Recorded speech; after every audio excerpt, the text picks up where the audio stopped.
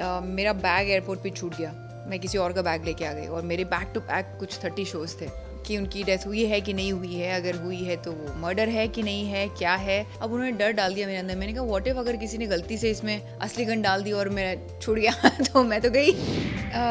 Bypass road पे एक कुछ इंसिडेंट हुआ है, ये उसकी कहानी है और वो इंसिडेंट क्या है ये आपको देख के पता चलेगा।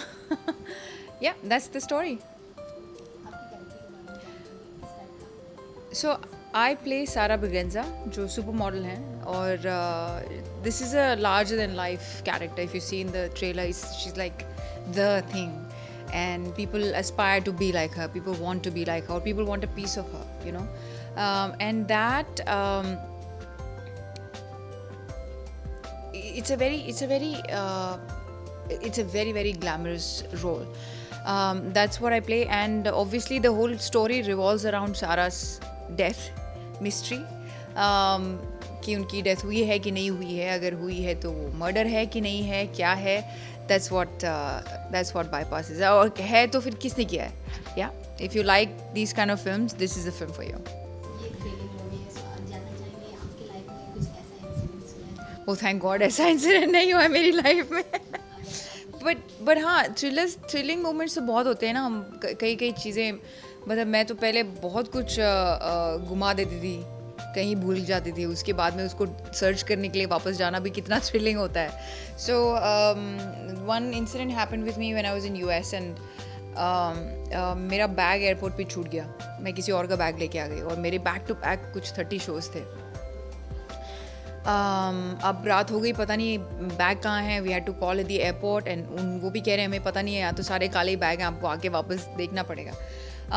तो मुझे अर्जेंट में भाग के कपड़े ख़रीदने थे, बिकॉज दूसरे दिन मेरा शो था ओहायो में, which was like a 6 hours journey. And वहाँ से जब हम कपड़े लेने गए तो मैं वहाँ अपना पासपोर्ट भूल आई, because I was so stressed. And when I came back, this guy was so sweet बेचारा। उसके पास उनका नंबर भी था जो वहाँ के ऑर्गेनाइजर्स थे। उन्होंने कहा मैम आई थिंक वो हमारे यहाँ पासपोर्ट भूल गई है अपना। So I was like oh, if that happened I think I would never go back to my country.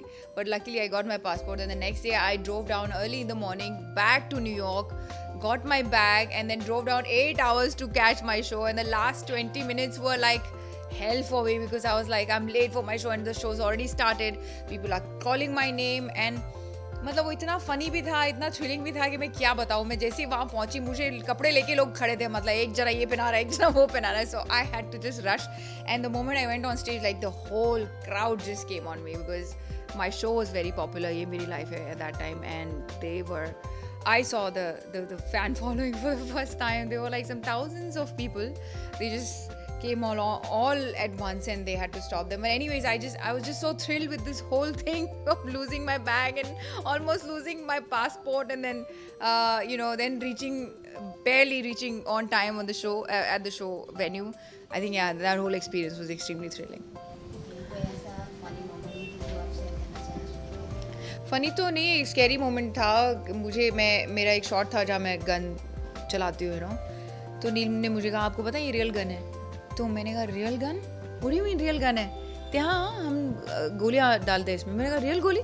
So is like नहीं हम खाली गोली डालेंगे आपको, आवाज़ आएगी because we want it real. अब उन्होंने डर डाल दिया मेरे अंदर। मैंने कहा व्हाट इफ अगर किसी ने गलती से इसमें असली गन डाल दी और मेरा छूट गया तो मैं तो गई।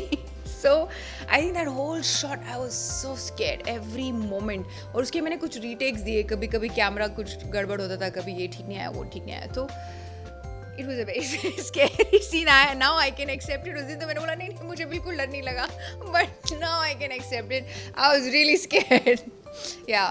So ऐसे बहुत बड़ी उन्होंने दूसरी चीज़ों से भी भूत है करके डराने की कोशिश की। वहाँ तो मुझे कुछ नहीं हुआ, बट जब कहा कि रियल गन है तो मुझे बहुत डर लगा।